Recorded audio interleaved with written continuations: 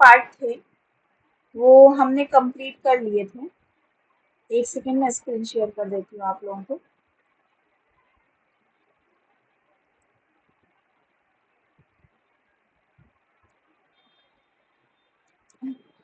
ठीक है, तो मैं एक बार सिलेबस खोल देती हूँ ताकि आप लोगों को पता लग जाए। तो काफी टाइम हो गया है, तो एक बार मैं आप लोगों को थोड़ा सा रिवीजन बता देती हूँ। एक सेकेंड।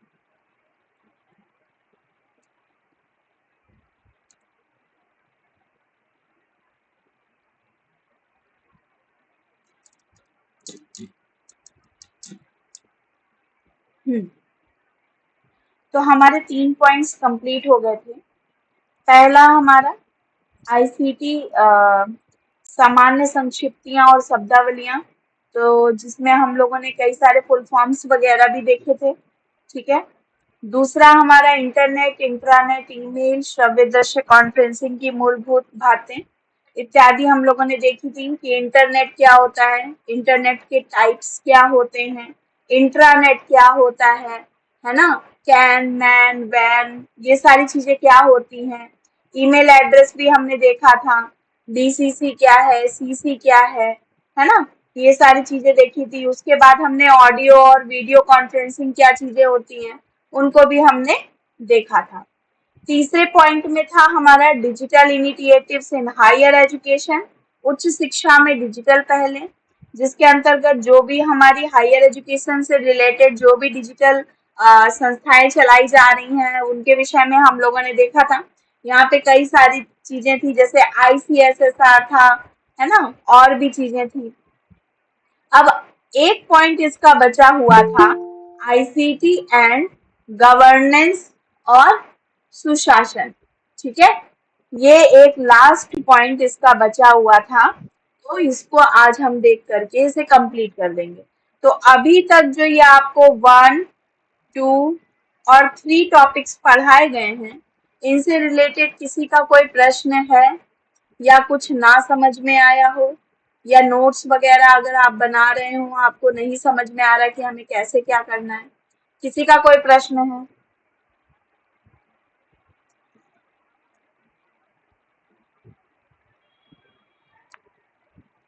नहीं मैम, बताइए। कोई हम्म, एक लोगों की आवाज आई, बाकी लोग?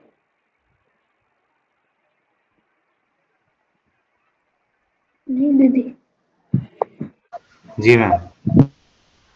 आंचल, पद्माक्षी? जी मैम, अभी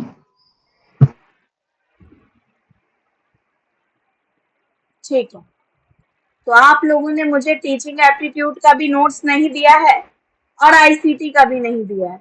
तो मैं जरा आप लोगों को एक बात याद दिला दूं, टीचिंग एप्टीट्यूड के लिए मैं आप लोगों को नेक्स्ट संडे टाइम दे रही हूँ।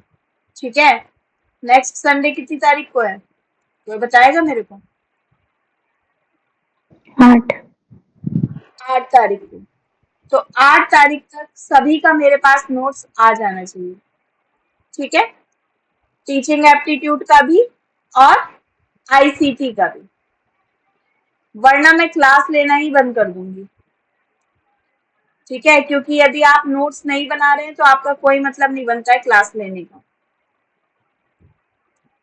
तो मुझे सभी के नोट्स 8 तारीख को मिल जानी चाहिए। मैं एक नोटिफिकेशन आज डाल दूंगी क्लास में, तो सभी लोग उसी तरीके से काम कीजिएगा। चलिए, तो आईसीटी एंड हेलो गवर्न, हाँ जी। दीदी, मैं आज सर मैंने आपको कॉल किया था। टीचिंग का तो मैंने दिखा दिया था आपको, और आज इसी संदर्भ में आपको कॉल किया था कि नोटबुक रेडी है करके आपसे चेक करवा। अच्छा, ठीक है, मैंने देखा नहीं, आपने दूसरे नंबर पे कॉल किया होगा। जी। हाँ, आप ठीक है। ठीक है, मैं कल आती हूँ। ठीक है, जिन लोगों ने नहीं भेजा है ये उनके लिए मैसेजेस है, जो लोग भेज देते हैं टाइम टू टाइम उनके लिए कोई दिक्कत नहीं। ठीक है, चलिए आगे चलते हैं।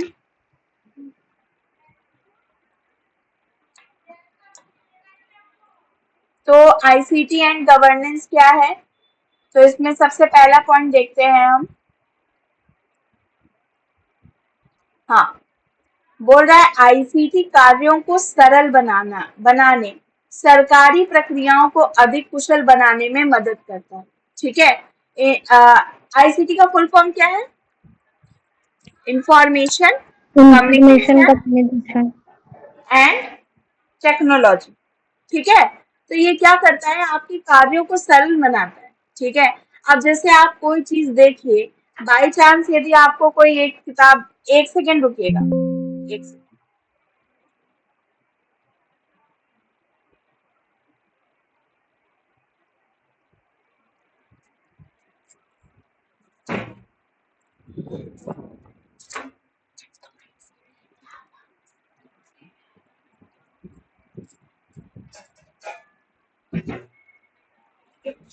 पूजा भेड़ देना।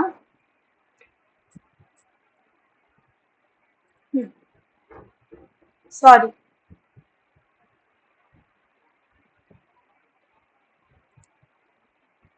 ठीक है, देखिए, आईसीटी कार्यों को हमारे सरल बनाता है।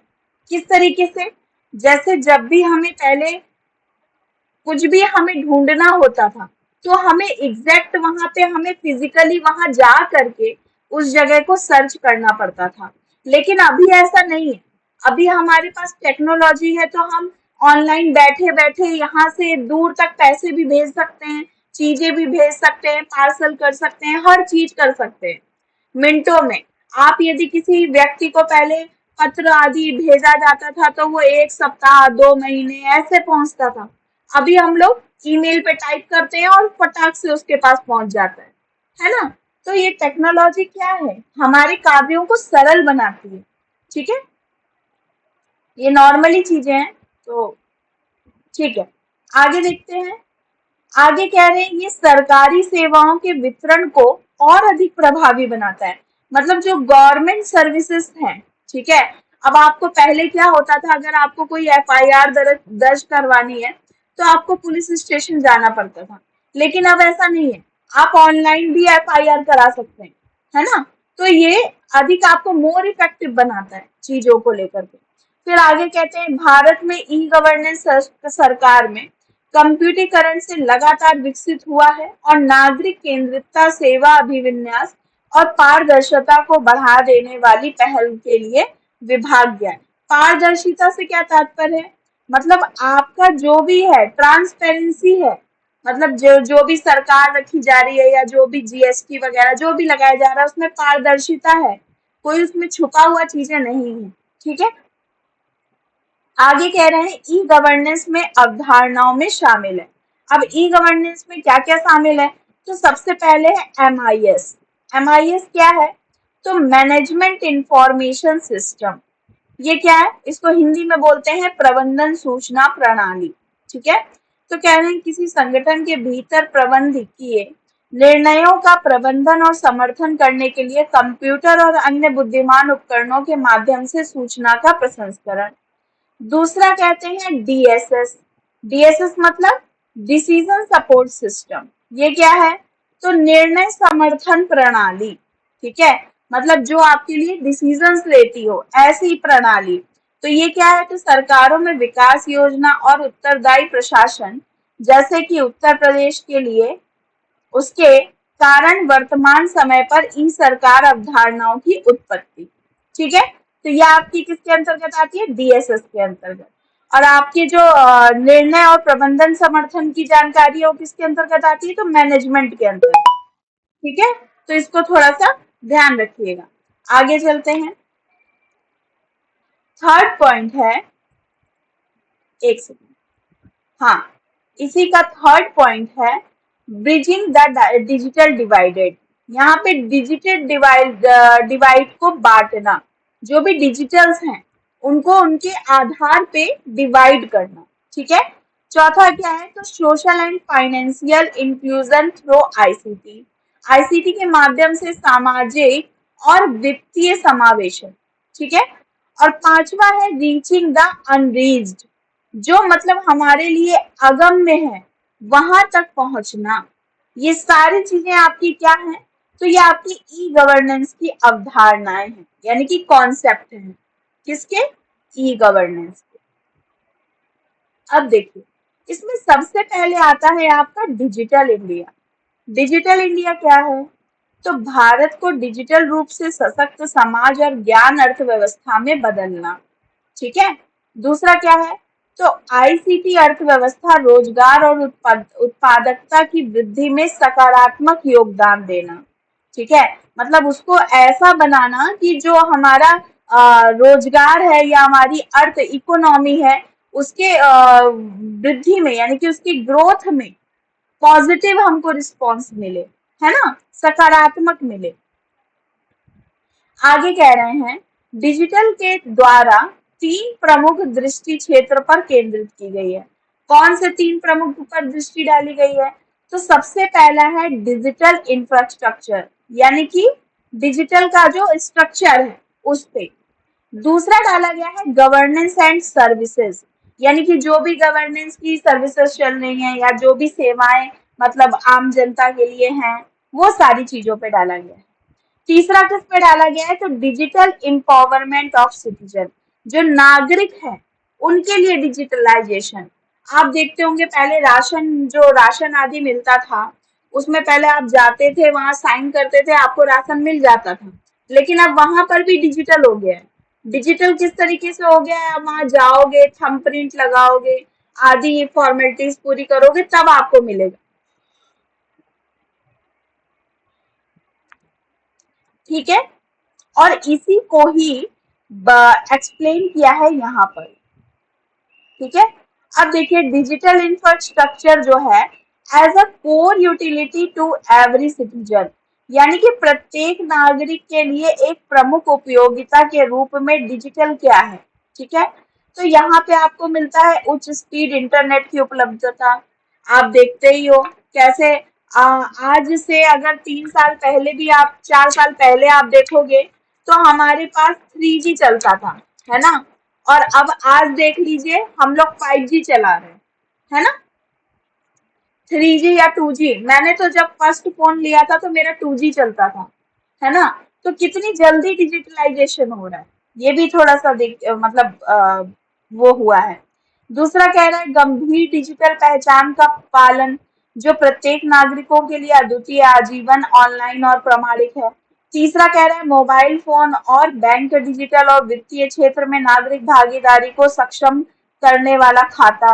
अब देखिए, आप लोग बैंक अकाउंट जाइए, आप लोग बोलेंगे कि सर पासबुक वो कर दीजिए, तो वो लोग नहीं करते। वो लोग बोलते हैं सर आप ऐप डाउनलोड कर लीजिए, ऐप में आपको सारे ट्रांजेक्शन पता चल जाएगा, आपको पासबुक की जरूरत नहीं है। पहले लोग क्या होता था, लोगों के पास कोई साधन नहीं था, कुछ भी नहीं था, तो वो लोग पैसे आए नहीं आए मनी ऑर्डर से, तो वो कैसे देखते थे? पासबुक को वो करा के, रीचेकिंग करा के उसकी, कि उसमें प्रिंट में पता चलता था कि भाई पैसे आए कि नहीं आए, है ना। तो अब ऐसा नहीं है, अब आपको तुरंत के तुरंत ही पता चल जाता है ना। तो ये सब किसके द्वारा संभव है? डिजिटलाइजेशन के कारण ही संभव है। दूसरा कह रहा है कॉमन सर्विस सेंटर तक आसान पहुंच। ठीक है, आपके आसपास जो भी सर्विस सेंटर है, आप वहां तक आसानी से पहुंच जाते हो। सार्वजनिक क्लाउड पर साझा करने योग्य निजी स्थान,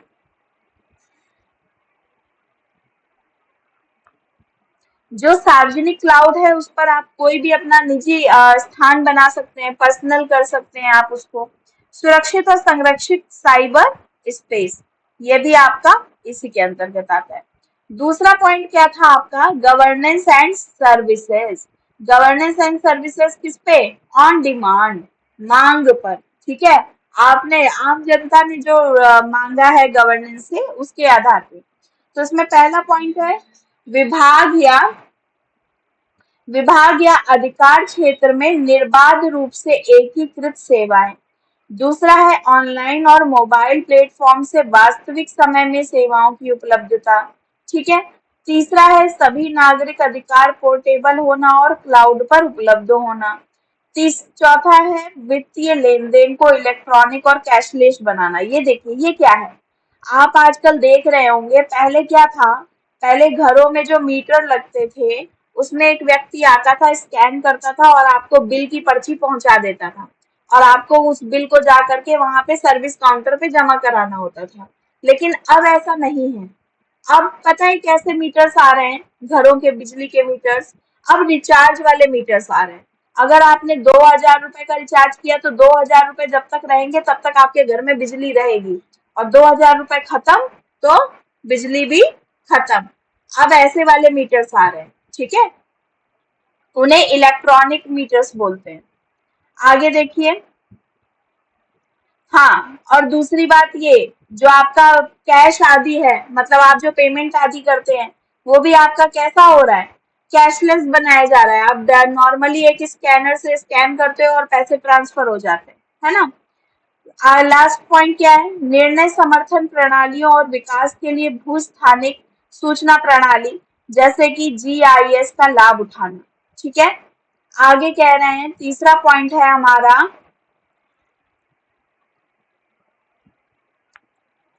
डिजिटल इम्पावरमेंट।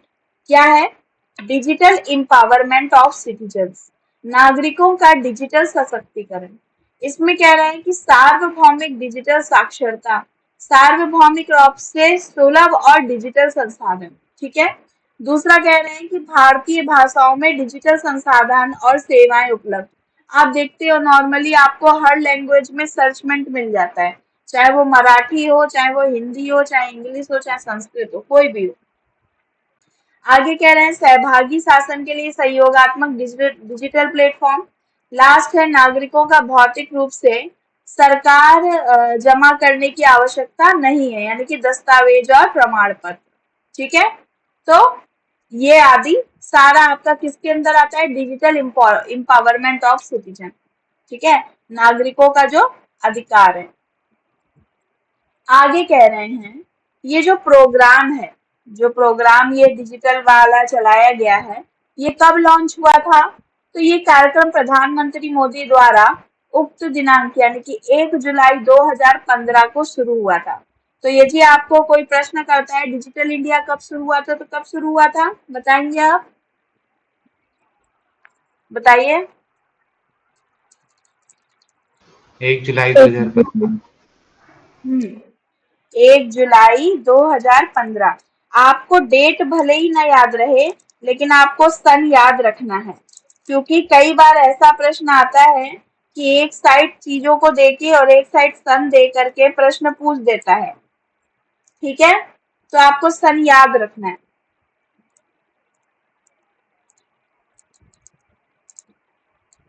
एक सेकेंड।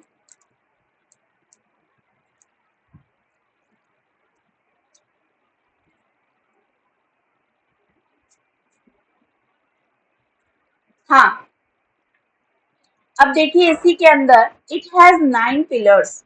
इसके डिजिटल इंडिया के 9 पिलर्स हैं। कौन कौन से हैं, तो पहला है ब्रॉडबैंड हाईवे, यानी कि सड़क हाईवे की तर्ज पर ब्रॉडबैंड हाईवे से शहरों को जोड़ना। आप देख रहे होंगे कि प्रत्येक गांव के गांव से हाईवे निकाले गए हैं, जो आपको सीधे शहर से जोड़ते हैं, ताकि जो ग्रामीण लोग हैं उनको कोई परेशानी ना हो, ठीक है। ये किसके लिए, कौन सी जगह, रूरल जगह पे, यानी कि ग्रामीण जो है। और वहां पे Bharat net and for urban शहरी स्वयं करके भी एक चालू किया गया, ठीक है। दूसरा है universal access to mobile connectivity, सभी नागरिकों को टेलीफोन और मोबाइल में ऐड किया गया है ना। आप देखते ही हो आजकल, अभी जब कोविड आया था तो इसमें जो ग्रामीण गांव के लोग थे, तो उन्होंने, ग्रामीण लोगों के पास फोन नहीं थे, और उस टाइम क्लासेस कैसी चल रही थी, ऑनलाइन चल रही थी। तो सरकार द्वारा एक योजना चलाई गई थी जिसमें 10 बच्चों के बीच में एक फोन प्रदान किया गया था। 10:1 करके एक फोन कनेक्टिविटी बिठाई गई थी, जिसमें बच्चे ऑनलाइन क्लासेस लेते थे, ठीक है।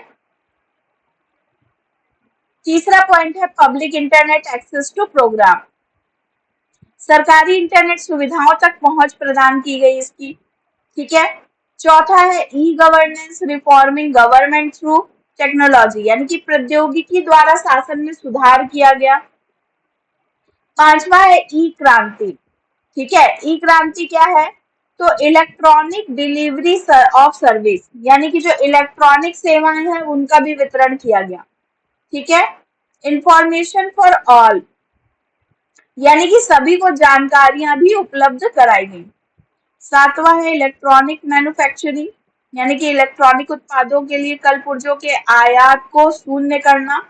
और 8 है इट्स फॉर जॉब यानी कि नौकरी पैदा करने के माध्यम किसके द्वारा?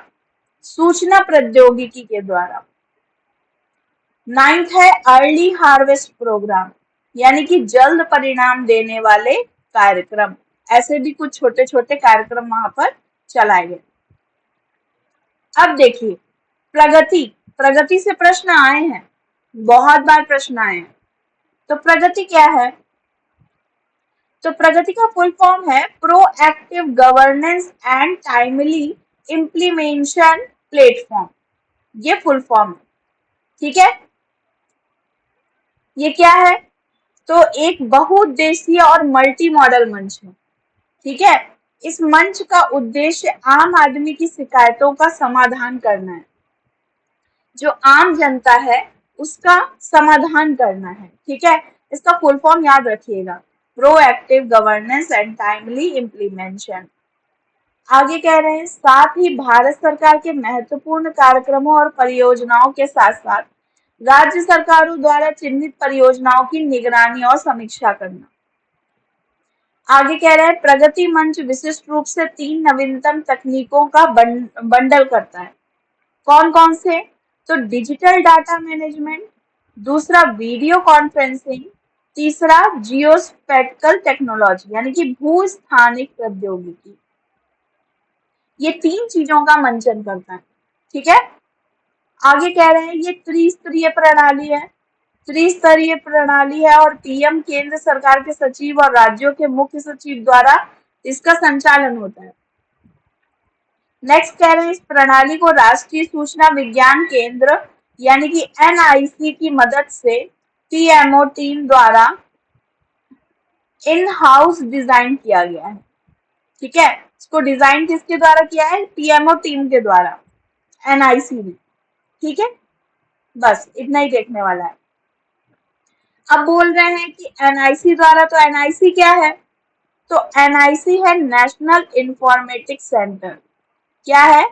National informatics centre. Proactive governance and timely implementation Pragati platform. इस मंच का उद्देश्य आम आदमी की शिकायतों का समाधान करना है। एक्टिव आर, ये एक्टिव किसके लिए होते हैं? तो setting up of ICT infrastructure यानी कि आईसीटी अवसंरचना की स्थापना के लिए। दूसरा कह रहे हैं implementation of national and state level e governance project.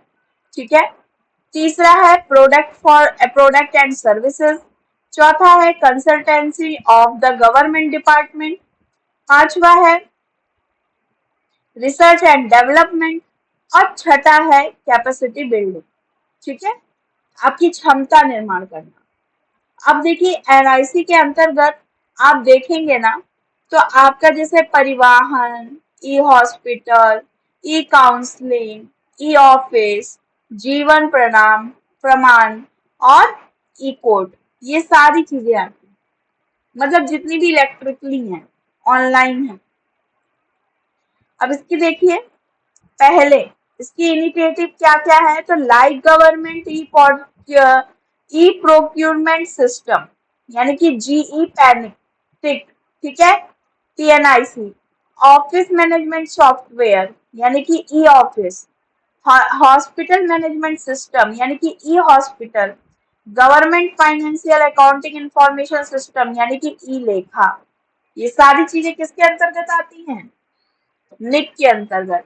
NIC, NIC का फुल फॉर्म क्या है बताइए एक बार। National information centre. National information centre. अब देखिए जो हम ई गवर्नेंस के विषय में पढ़ रहे थे, तो ई गवर्नेंस क्या है? तो the national e governance plan, तो इसमें क्या है, तो देश भर में ई गवर्नेंस पहलों का समग्र दृष्टिकोण अपनाने और उन्हें एक सामूहिक दृष्टिकोण में एकीकृत करने के लिए 2006 में एनईजीपी को मंजूरी दी गई। ठीक है, एनईजीपी क्या है, तो इसमें 31 मिशन मोड परियोजनाएं एनएमपी शामिल है, जिन्हें आगे राज्य, केंद्रीय या एकीकृत परियोजनाओं के रूप में वर्गीकृत किया गया है। ठीक है, और प्रत्येक राज्य सरकार अपनी व्यक्तिगत आवश्यकताओं के लिए विशिष्ट 5 एमएमपी को परिभाषित कर सकती है। अब ये देखिए एनईजीपी, एनईजीपी का फुल फॉर्म क्या है, नेशनल ई गवर्नेंस प्लान। ठीक है, राष्ट्रीय ई गवर्नेंस योजना। अब इसी में ई क्रांति हमने पढ़ा था ना, ई क्रांति भी एनईजीपी का दूसरा फॉर्म है, इसीलिए इसको एनईजीपी 2.0 बोलते हैं। तो ये क्या है, तो ई क्रांति को 2015 में transforming e governance for transforming governance की दृष्टि से मंजूरी दी गई थी, और ये डिजिटल इंडिया कार्यक्रम का एक महत्वपूर्ण स्तंभ है। ठीक है, ई क्रांति का दृष्टिकोण कार्य प्रणाली पूरी तरह से डिजिटल इंडिया कार्यक्रम के अनुरूप है, और ई क्रांति कार्यक्रम के तहत 44 मिशन मोड परियोजनाएं हैं। इनको थोड़ा सा ध्यान रखिएगा। इसके अंदर कितने प्रोजेक्ट्स हैं, कितने प्रोजेक्ट्स हैं, 44। 44। हाँ, बाकी और किसी को नहीं समझ में आ रहा है क्या, पद्माक्षी, आंचल, मैम थोड़ा फास्ट है आई थिंक। फास्ट है, जी। बाकी लोग समझ रहा है दीदी। अच्छा ठीक है, थोड़ा धीरे करती हूँ। अब देखिए, वो एनईजीपी था, ये एनईजीपी 2.0 है, तो ये इसका डायग्राम है। ठीक है, ये इधर साइड, इसमें क्या क्या है देख लेते हैं। इसमें मिशन मोड प्रोजेक्ट यानी कि एमएमपी और राष्ट्रीय गवर्नेंस योजना यानी कि एनईजीपी के अंतर्गत एक व्यक्तिगत परियोजना है। क्या है, तो इलेक्ट्रॉनिक शासन में एक पहलू पर ध्यान केंद्रित करता है, जैसे बैंकिंग, भूमि रिकॉर्ड, वाणिज्यिक कर आदि। इसके अलावा परियोजना में स्पष्ट रूप से परिभाषित उद्देश्य, दायरे और कार्यान्वयन की सीमा, समय सीमा और मील के पत्थर, साथ ही मापना योग्य परिणाम और सेवा स्तर देता है। देखिए यहाँ पे इंग्लिश में भी लिखा है 15 providing services, 12 providing service practically और under implementation design and development 5 at 9 at scoping stages. ठीक है, तो ये सारी चीजें इसी के अंतर्गत है। आगे आता है आपका MCA 21। MCA 21 क्या है, इसको पूरा बोलते हैं MCA 21 version 3.0, digital corporate compliance portal. ये कंपनी मामलों के मंत्रालय यानी कि MCA की एक नई ई गवर्नेंस पहल है, जो भारत की कॉर्पोरेट संस्थानों, पेशेवरों और नागरिकों को MCA सेवाओं के आसान और सुरक्षित पहुंच सक्षम बनाता है। नेक्स्ट है आपका EGP। EGP क्या है, तो ई गवर्नेंट पॉर्टमेंट मिशन मोड प्रोजेक्ट यानी कि ई सरकारी खरीद, EGP मिशन मोड परियोजनाएं। ठीक है, ये इसके अंतर्गत आता है। कह रहे हैं इलेक्ट्रॉनिक सरकारी खरीद का उपयोग करके खरीद सुधारों को लागू करने के लिए एक राष्ट्रीय पहल बनाना। मुझे ऐसा क्यों लग रहा है कि मैं ये PDF पढ़ा चुकी हूँ, मैंने पढ़ाया है क्या, कोई बताएगा? No ma'am. नहीं दीदी। पक्का ना? हाँ। जी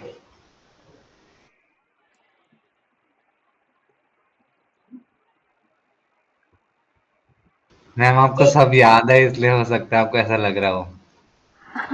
नहीं, 1 सेकेंड रुकिए, मैं रीचेक कर लेती हूँ। 1 सेकेंड बस मुझे दीजिएगा।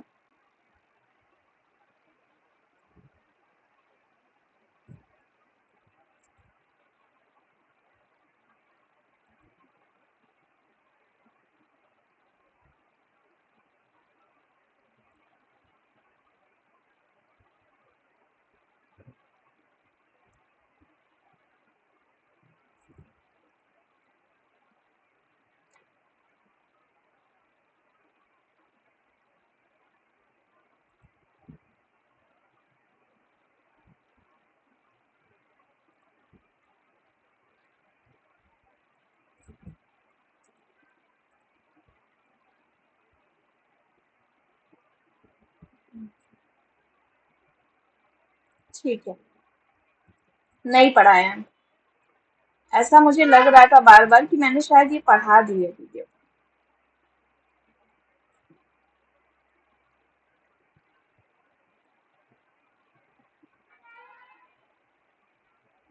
ठीक।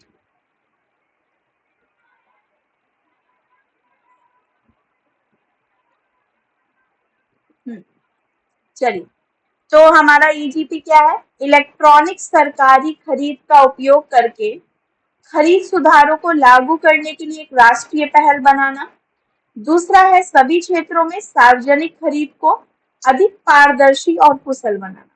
तो ई जो है ये गवर्नमेंट प्रोक्योरमेंट, यानी कि जो भी हम चीजें खरीदते हैं ना, उससे रिलेटेड है। ठीक है। नेक्स्ट है हमारा पीडीएस। पीडीएस यानी कि public distribution system. Public distribution ये पता है आपका क्या है? राशन। इससे आप लोग, बहुत सारे लोग वाकिफ होंगे, मुझे ऐसा लगता है। ठीक है। तो ये क्या है?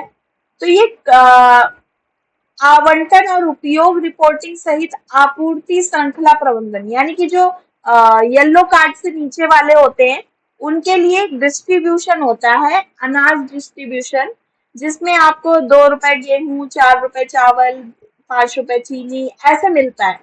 मतलब बहुत ही सस्ते भाव में मिलता है। ठीक है। आगे कह रहे हैं कि खाद्यान्नों का भंडारण और संचालन भी इसमें देखा जाता है। दूसरा, शिकायत निवारण और पारदर्शिता पोर्टल भी इसके अंतर्गत होता है। आगे है लाभार्थी डेटाबेस का डिजिटलीकरण, उचित मूल्य दुकान स्वचालन इत्यादि भी इसी के अंतर्गत देखा जाता है। मैं इसी की ही बात कर रही थी अभी आपसे कि इसमें भी डिजिटलाइजेशन हो गया है। पहले इतनी ज्यादा सख्तियां नहीं थी।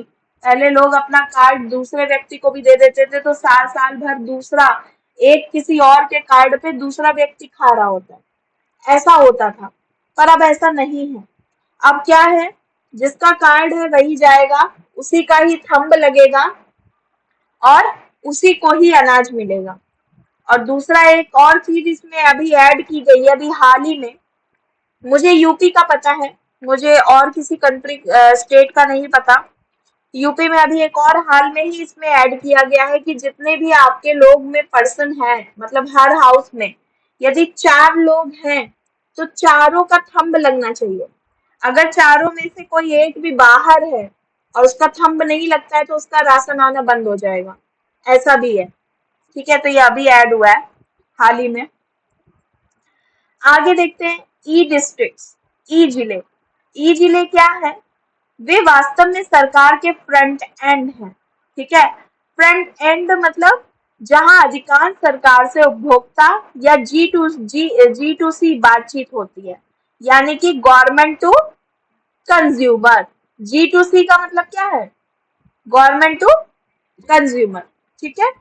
आगे है ई कोर्ट। ई कोर्ट क्या है? तो पूरे देश में जिला न्यायालयों के लिए न्याय विभाग, कानून और न्याय मंत्रालय द्वारा निगरानी और वित्त पोषण किया जाता है।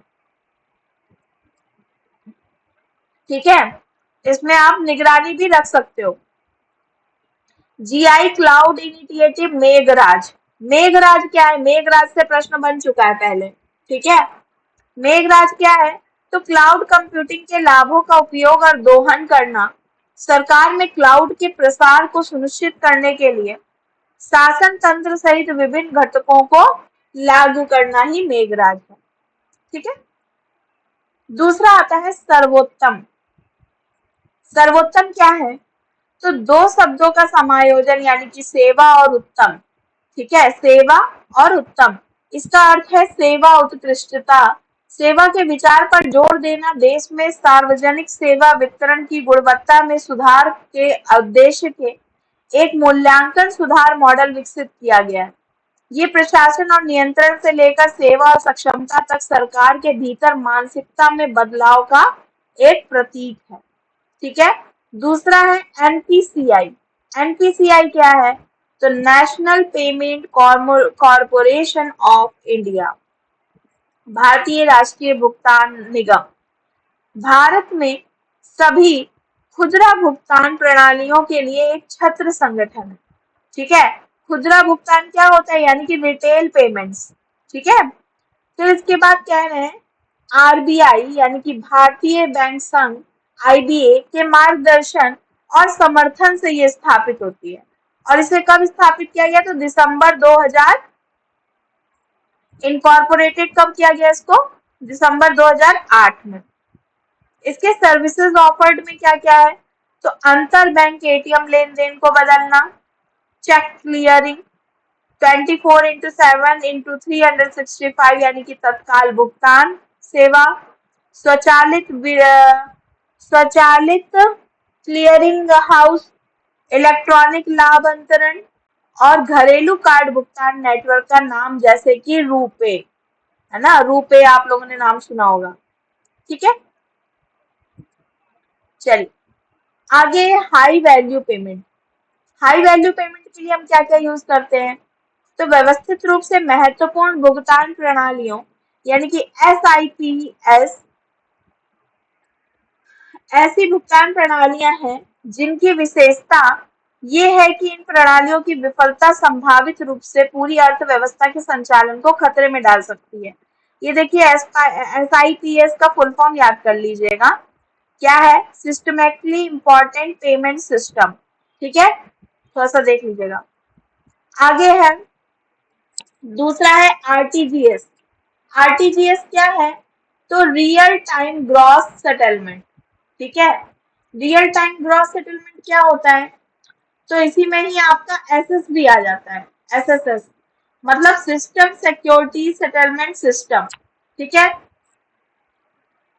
फिर आपका तो ये क्या है? तो ये बड़े मूल्य वाली प्रणाली जैसे कि आरबीआई ने लागू किया है रियल टाइम ग्रॉस सेटलमेंट और सिस्टम सिक्योरिटी सेटलमेंट सिस्टम, ये इलेक्ट्रॉनिक क्लियरिंग सर्विसेज आदि, ये सब किसने की है?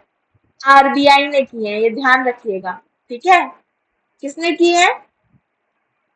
आरबीआई ने।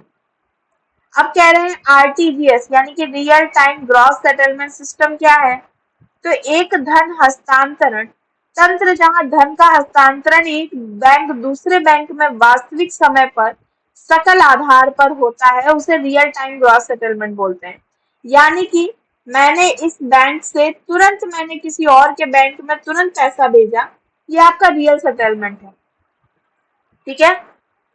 आगे कह रहे हैं बैंकिंग चैनल के माध्यम से सबसे तेज संभव धन हस्तांतरण प्रणाली। वास्तविक समय में निपटान का मतलब है कि भुगतान लेन देन किसी भी प्रतीक्षा अवधि के अधीन नहीं है, इसको वो बोलते हैं। देखिए आप लोगों को कोई छोटा पैसा भेजना है या 10,000 या मुश्किल से मुझे लग रहा है पेटीएम की जो लिमिट होती है शायद 50 या 60,000 होती है, इससे ज्यादा आप नहीं भेज सकते। ऐसा होता है? 1 लाख रुपए। 1 लाख होता है, हाँ ठीक है। तो 1 लाख तक ही आप भेज सकते हैं। ठीक है। उसके ऊपर यदि आपको कोई बड़ा अमाउंट पेड करना है तो आपको उसके लिए आपको ये सिप्स के यानी कि सिस्टमेटिकली इम्पोर्टेंट पेमेंट सिस्टम की आवश्यकता पड़ेगी। लेकिन अगर आपको कोई छोटा अमाउंट पेड करना है तो आप ये आरटीजीएस का प्रयोग कर सकते हैं, यानी कि real time gross settlement system का प्रयोग कर सकते हैं। ठीक है। सकल निपटान का मतलब है कि लेन देन को किसी अन्य लेन देन के साथ जोड़े बिना एक से एक आधार पर निपटाया जाता है। अब एसएस क्या है? एसएसएस सिक्योरिटी सेटलमेंट सिस्टम सरकारी प्रतिभूतियों के लेन देन के लिए अंतिम भुगतान प्रदान करता है, जो आरबीआई की पुस्तकों में तय किया जाता है। आरबीआई के कोर बैंकिंग सॉल्यूशन यानी कि का कार्यान्वयन के साथ एसएसएस को सीबीएस प्लेटफॉर्म पर स्थानांतरित कर दिया गया है। आगे कह रहे हैं एसएसएस ने तरलता प्रबंधन उद्देश्यों के लिए निधियों और प्रतिभूतियों के निर्बाध हस्तांतरण की सुविधा भी प्रदान की है। अब ईसीएस क्या है? तो इलेक्ट्रॉनिक क्लियरिंग सर्विसेज यानी कि लेन देन के लिए भुगतान रसीद का इलेक्ट्रॉनिक तरीका जो प्रकृति में दोहरावदार और आवधिक है। ठीक है।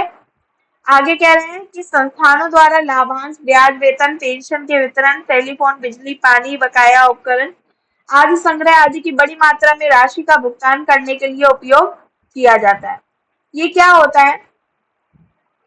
जैसे आपको इलेक्ट्रॉनिक किसी का गैस का पेड करना है या इलेक्ट्रॉनिक मतलब बिजली का इलेक्ट्रिसिटी का पेड करना है, वाटर टैक्स पेड करना है, तो ये सारा उन सब चीजों में होता है। ठीक है। आगे देखिए, आगे और भी पॉइंट्स हैं। ये एक बैंक खाते में कई बैंक खातों में या एक इसके विपरीत बड़े पैमाने में धन हस्तांतरण की सुविधा प्रदान करता है। इसमें राष्ट्रीय स्वचालित समाशोधन गृह यानी कि NACH, देखिए नेशनल ऑटोमेटेड क्लियरिंग हाउस लेन देन शामिल है। आगे कह रहे हैं एनपीसीआई। एनपीसीआई मतलब national payment corporation of India, भारतीय राष्ट्रीय भुगतान निगम द्वारा ये संचालित है। अब रिटेल पेमेंट्स, खुदरा भुगतान, ये क्या है? तो विभिन्न इलेक्ट्रॉनिक चैनलों के माध्यम से धन, मुद्रा, चेक, डीडी धन को व्यवस्थित, कुशलतापूर्वक और सुरक्षित रूप से स्थानांतरित करना। जैसे छोटे पैमाने पर भुगतान के लिए आमतौर पर प्रयोग किए जाने वाले प्रणाली, जैसे कागज आधारित भुगतान, चेक, ड्राफ्ट, ये सब। तो आपका रिटेल पेमेंट्स में क्या क्या आ जाएगा? चेक, ड्राफ्ट, है ना। अब देखिए इसमें और क्या क्या है। तो ऑटोमेटेड टेलर मशीन, ये एटीएम, एटीएम का फुल फॉर्म पूछा गया है पेपर में। एटीएम का फुल फॉर्म क्या है? Automatic teller machine. ये वो वाला टेलर नहीं है, ठीक है, कपड़े वाला। आगे कह रहे हैं इलेक्ट्रॉनिक पेमेंट सिस्टम्स यानी कि ग्रॉस एंड नेट सेटलमेंट। तीसरा है इमीडिएट पेमेंट सर्विसेज यानी कि आईएमपीएस। ठीक है। नेक्स्ट है credit card and debit card, mobile banking system और टीओएस। टीओएस क्या है? Point of scale. ठीक है, पॉइंट ऑफ स्केल। तो ये कुछ रिटेल पेमेंट्स थी। अब एटीएम के विषय में बताया है। तो एटीएम भी कई प्रकार का होता है। अच्छा, अभी मुझे याद आ रहा है कि मैंने इसको कहाँ पढ़ा। मैंने इसकी रीडिंग मारी थी, इसीलिए मुझे लग रहा है कि मैं ये आपको पढ़ा चुकी हूँ। ठीक है, चलिए। तो एटीएम क्या है? तो ऑटोमेटेड टेलर मशीन। अब एटीएम के भी प्रकार होते हैं। एटीएम भी एक ही प्रकार का नहीं होता है, कई प्रकार होते हैं। तो उनके लेवल के अनुसार एटीएम के 3 अलग अलग प्रकार होते हैं। जैसे पहला होता है बैंक्स ओन एटीएम, यानी कि जो बैंक है वही उसका स्वामित्व करता है, मतलब वही उसको चलाता है। आप देखते होंगे जैसे बैंक ऑफ बड़ौदा है तो उसके जस्ट बाहर निकलते ही आपको बैंक ऑफ बड़ौदा का एटीएम मिल जाएगा, होता है ना। तो इसका मतलब उसका ओनर कौन है? बैंक ही है। ठीक है। तो ये एटीएम मालिक बैंक के स्वामित्व और संचालित होते हैं। इस पर बैंक का लोगो भी लगा होता है। दूसरा एटीएम होता है ब्राउन लेबल एटीएम्स, बीएलए बोलते हैं इसको शॉर्ट फॉर्म में। ठीक है। तो ये क्या होते हैं? तो प्रायोजक बैंकों के स्वामित्व में नहीं होते, ये अपने बैंक के स्वामित्व में नहीं होते, ये तीसरे पक्ष यानी कि गैर पक्ष में होते हैं। ठीक है, यानी कि इसको चलाने वाला कोई और होता है। वे सेवा को आउटसोर्स करने वाले बैंक का लोगो रखते हैं। मतलब जो आपकी सेवा, जैसे मान लीजिए किसी एटीएम में क्या होता है, सिर्फ यूको बैंक का ही लगता है, या सिर्फ बीओबी का ही लगता है। लेकिन कुछ ऐसे एटीएम होते हैं जिसमें आप किसी का भी डालो, इलाहाबाद बैंक का डालो, बीओबी का डालो या एसबीआई का डालो यार, तो कोई भी एटीएम लग जाता है। ठीक है, तो ये आपकी क्या करते हैं, पर्टिकुलर किसी बैंक को ही लेते हैं, सारी बैंकों का नहीं लेते। नेक्स्ट है आपका व्हाइट लेबल एटीएम्स। ठीक है, व्हाइट लेबल एटीएम्स क्या होते हैं, ये गैर बैंकिंग कंपनी द्वारा स्वामित्व और संचालित होते हैं। ये सभी बैंकों के ग्राहकों को सेवा प्रदान करते हैं। मैंने अभी आप लोगों को बताया ना, कुछ एटीएम ऐसे होते हैं जो कुछ ही पर्टिकुलर बैंक्स को लेते हैं, एक्सेप्ट करते हैं, बट कुछ एटीएम ऐसे होते हैं जहाँ पे आप किसी का भी कार्ड लगाएंगे तो आपका एक्सेप्ट कर लेता है। तो ये वैसे व्हाइट लेबल एटीएम होते हैं। ठीक है, अभी क्लियर हुआ तीनों एटीएम आपको? हम्म हाँ। उनके स्वामित्व वाली कंपनी का लोगो साथ रखते हैं। ठीक है, बैंक एंड मनी ट्रांसफर में सहायता करना, संबंधित बैंकों की भूमिका केवल खाते की जानकारी प्रदान करना और बैंक एंड मनी ट्रांसफर में सहायता तक सीमित है। ठीक है, अब आते हैं इलेक्ट्रॉनिक पेमेंट सिस्टम। ये क्या है, तो ये इसमें दो विधियां उपलब्ध हैं। पहली तो आरटीजीएस यानी कि रियल टाइम ग्रॉस सेटलमेंट, और दूसरी एनईएफटी यानी कि नेशनल इलेक्ट्रॉनिक फंड ट्रांसफर।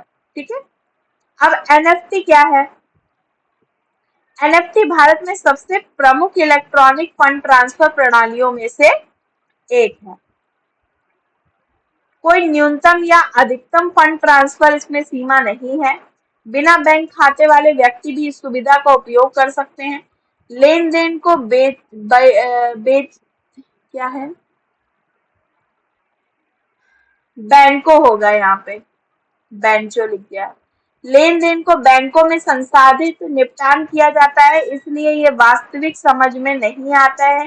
साथ ही लेन देन केवल कामकाजी घंटों के दौरान ही किया जाता है।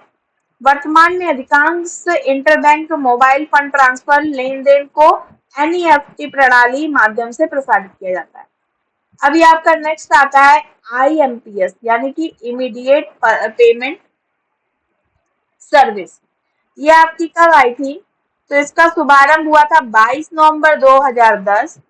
ये भी आपकी मोबाइल फोन के माध्यम से तत्काल 24/7 internet bank electronic fund transfer सेवा प्रदान करती है।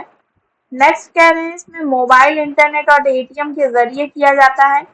न केवल ये सुरक्षित है बल्कि वित्तीय और गैर वित्तीय दोनों दृष्टिकोण से किफायती भी है। आईएमपीएस लेन देन के लिए या तो बैंकर का आईएफएससी कोड, बैंक द्वारा जनरेट किया गया एमएमआईडी कोड आवश्यक है। नेक्स्ट कह रहे हैं ये सुविधाएं एनपीसीआई द्वारा अपने मौजूदा एनएफएस स्विच के माध्यम से प्रदान की जाती है। दूसरा आता है यूपीआई। इसको तो आप लोग इससे परिचित होंगे क्योंकि आप लोग कहीं ना तो कहीं अपनी यूपीआई आईडी आप लोग शेयर करते ही होंगे। तो ये क्या है, तो द यूनिफाइड पेमेंट इंटरफेस।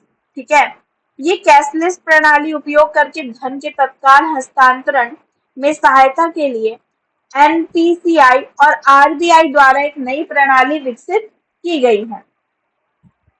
व्यक्ति अपने खाते से दूसरे व्यक्ति के खाते में सीधे पैसे ट्रांसफर कर सकता है, बशर्ते ये है कि दोनों यूपीआई से जुड़े होने चाहिए। अगर दोनों लोग यूपीआई से नहीं जुड़े हैं तो आप पेमेंट नहीं दे सकते। ठीक है, आगे कह रहे हैं लंबे समय में यूपीआई वर्तमान में एनएफएसटी और आरटीजीएस और आईएमपीएस सिस्टम को प्रतिस्थापित करने की संभावना है जैसे कि वे आज मौजूद हैं। मतलब कहने का तात्पर्य यह है यूपीआई इतना अच्छा काम कर रहा है कि ये एनईएफटी और आरटीजीएस और आईएमपीएस को भी चेंज कर देगा आने वाले समय में। ये अगस्त 2016 में लॉन्च किया गया।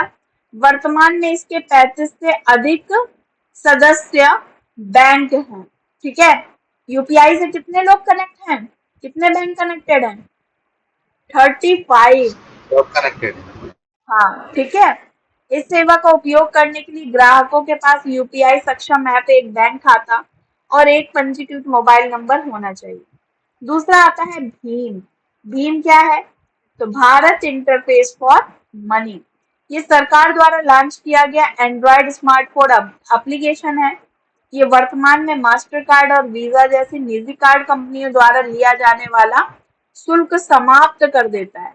मतलब ये जो शुल्क लेते हैं ना मास्टर कार्ड और वीजा, ये शुल्क समाप्त हो जाता है। UPI payments apps. अब यूपीआई पेमेंट करने वाले और कौन कौन से ऐप हैं? तो देखिए, देश में कम से कम 30 से अधिक ऐप उपलब्ध हैं। कितने? 30 से अधिक। हमें कौन कौन से पता है? बताइए जरा आप लोग, सभी लोग एक एक बताइए। पेटीएम। पेटीएम, और कोई बताइए? हाँ गूगल पे, फोन पे। हाँ, गूगल पे। और कोई बताइए।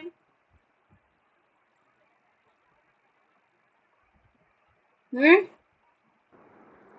भीम नाम का भी है ना एक, भीम यूपीआई। हाँ, भीम ऐप हो गया एक। हाँ,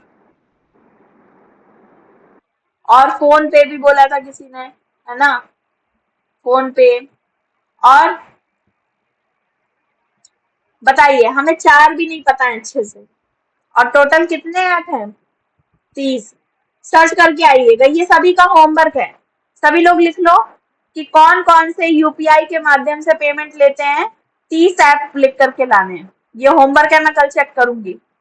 और अगर किसी ने होमवर्क नहीं किया, 1 2 3 4, कितने लोग हैं? 5 लोग हैं। अगर 5 होमवर्क नहीं आते मेरे पास तो कल कक्षा नहीं होगी, फिर कैंसिल हो जाएगी कक्षा। ठीक है, चलिए। तो गूगल पे उनमें से एक है। और गूगल पे पैसे ट्रांसफर करने के लिए सिर्फ फोन नंबर पर निर्भर करता है। इसलिए भले ही आप प्राप्तकर्ता के यूपीआई खाते का विवरण नहीं जानते, आप केवल गूगल पे उपयोगकर्ता का फोन नंबर दर्ज करके उसे पैसे भेज सकते हैं। अच्छा, मैं एक और चीज आपको बताती हूँ। गूगल पे और फोन पे में एक और डिफरेंस है, कोई बताएगा? अकाउंट से रिलेटेड, यदि किसी को अकाउंट, डायरेक्ट अकाउंट में पैसे भेजने हैं, तो उन दोनों में क्या डिफरेंस है? कोई बताएगा मेरे को? मैम एक बार फिर बताइएगा। गूगल पे और फोन पे दोनों में एक डिफरेंस है। यदि हम किसी के अकाउंट में पैसे भेजते हैं तो क्या डिफरेंस है उसमें, बताइए। मैम मैं गूगल पे यूज नहीं करता हूँ।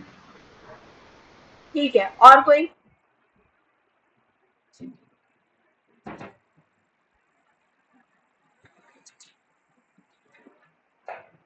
और कोई?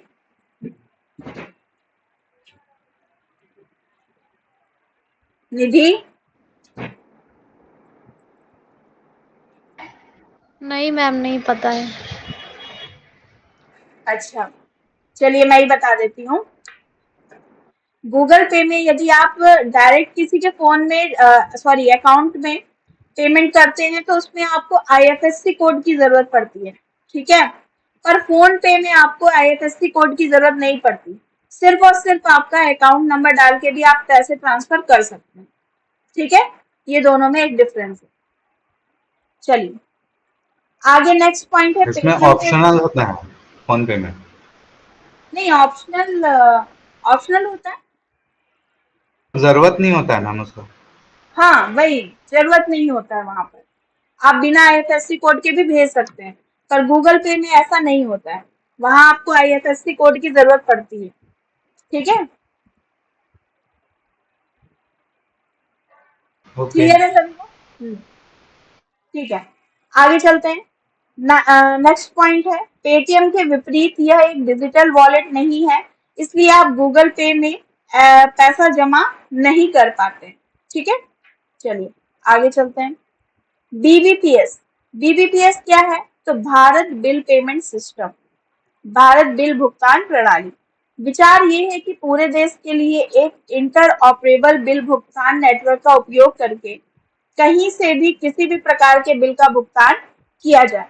और ये आया कब? तो अगस्त 2016 में। ठीक है, तो national payment corporation of India यानी कि एनपीसीआई, इसमें बीबीपीएस का पायलट लॉन्च किया गया।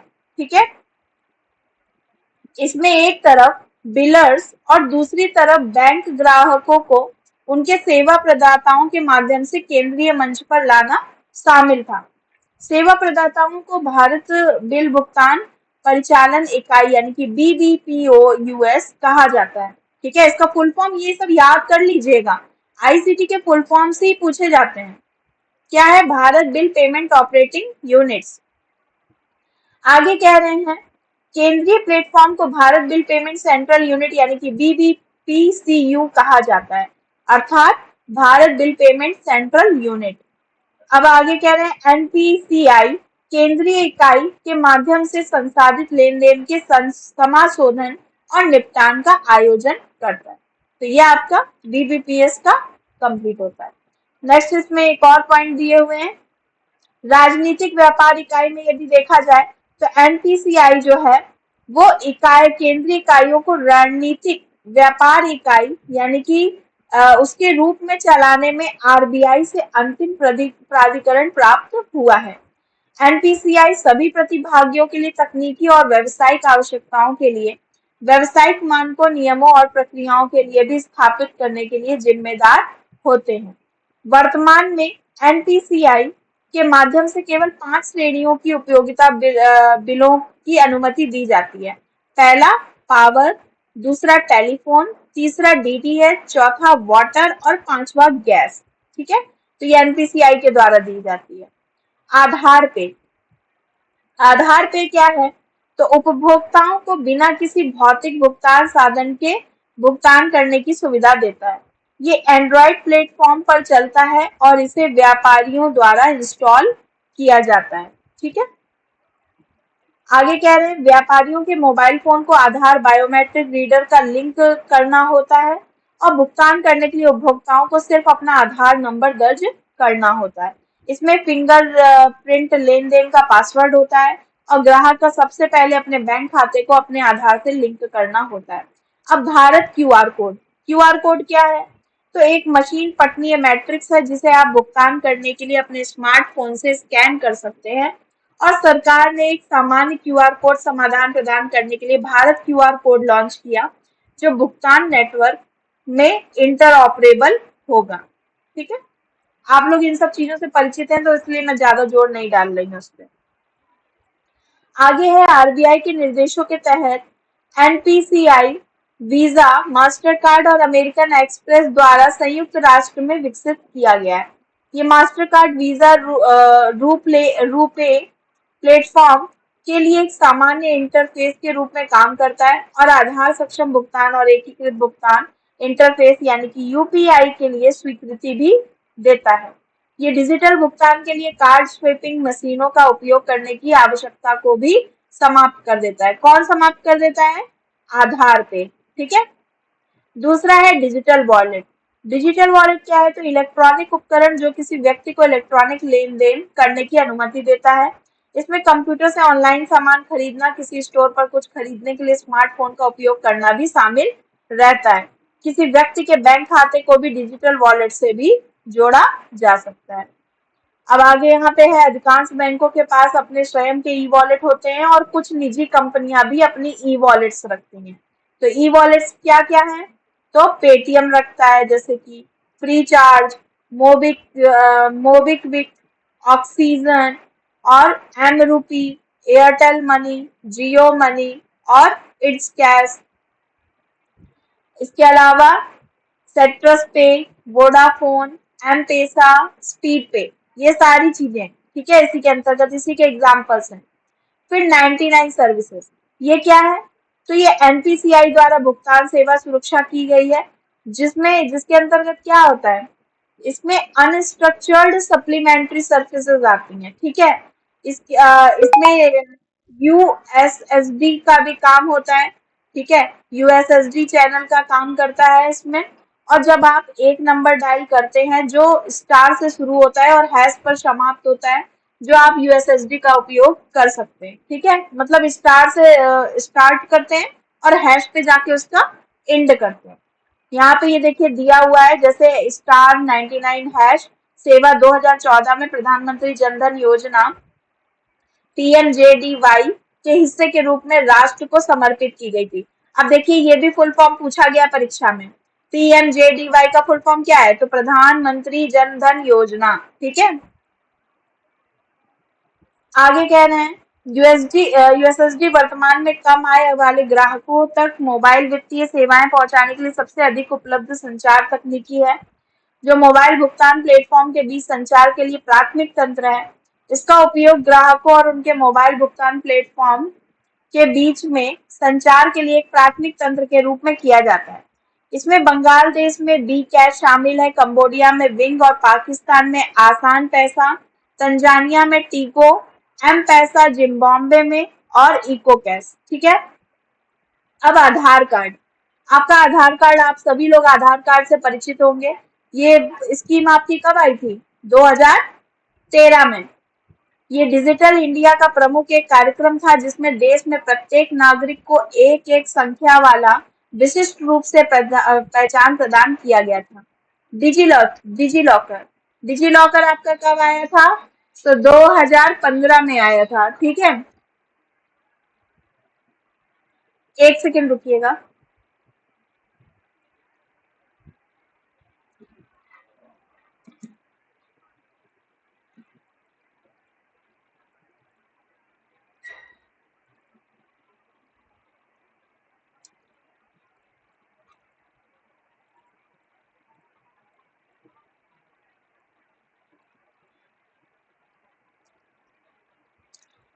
हाँ, तो ये 2015 में आया था।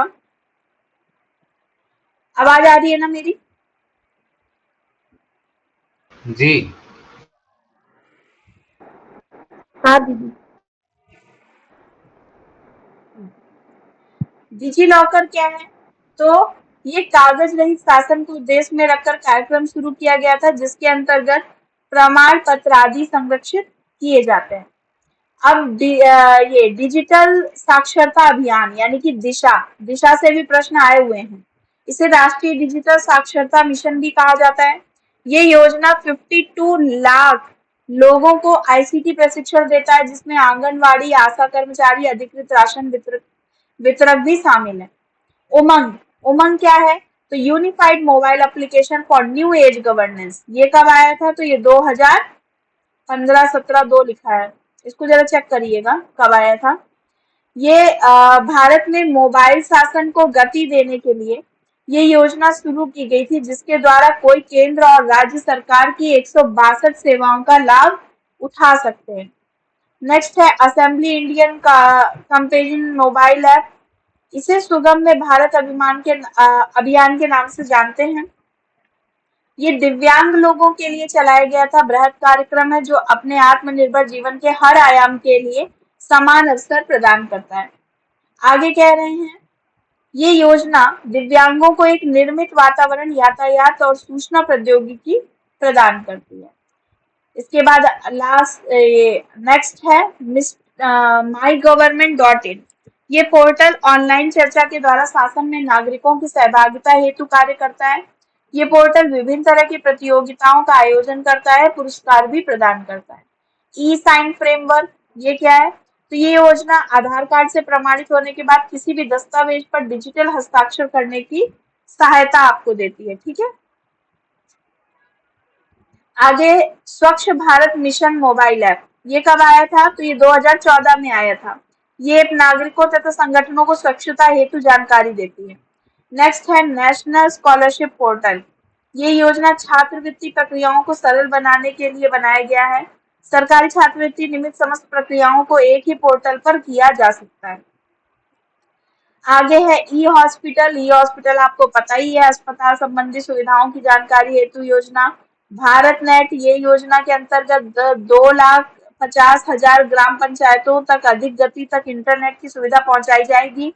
ये ग्रामीण इलाके प्रकाशीय तंतु के द्वारा इंटरनेट पहुंचने का विश्व की सबसे बड़ी परियोजना है। ठीक है, स्पोकन ट्यूटोरियल क्या है? तो ये NMEICT यानी कि इस साक्षरता को बढ़ावा देने के तहत शिक्षा मंत्रालय के एक पहल है। इसके अंतर्गत सी, C++, पाइथन, ऐसी भाषाओं तक पहुंचकर छात्रों को रोजगार तक क्षमता को सुधार करने के लिए 10 मिनट के ऑडियो वीडियो सूत्र आदि आपको प्राप्त होते हैं। और इसी तरीके से ये आपका टॉपिक भी समाप्त होता है। अब आप सभी लोग 8 तारीख तक मुझे, जिन लोगों ने टीचिंग एप्टीट्यूड का भेज दिया है उनको नहीं, जिन लोगों ने नहीं भेजा है वो टीचिंग एप्टीट्यूड और आईसीटी दोनों के नोट्स मुझे बना करके भेजेंगे। ठीक है, क्लियर है?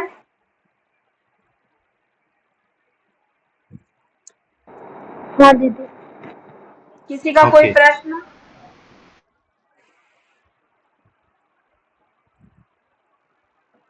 हाँ, किसी का कोई प्रश्न है, कुछ कहना है?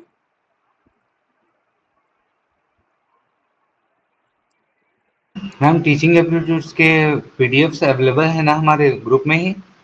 हाँ, मैंने मैं टॉपिक पढ़ा करके पीडीएफ तुरंत भेज देती हूँ। जी।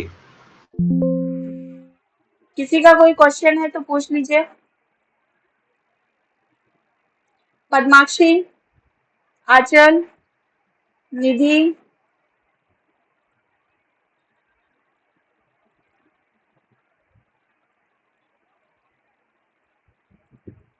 किसी का कोई क्वेश्चन नहीं है? नहीं मैम। ठीक है, तो आप लोग पढ़ करके आइएगा, इसको एक बार पढ़िएगा। एक बार पढ़ने से तो कुछ नहीं होगा, कम से कम 3-4 बार इसका रिवीजन कीजिएगा, तब जा करके आप लोगों को ये चीजें समझ में आएंगी। ठीक है? ठीक है, तो कक्षा यहीं पे समाप्त करते हैं। नमस्ते, नमो नमः।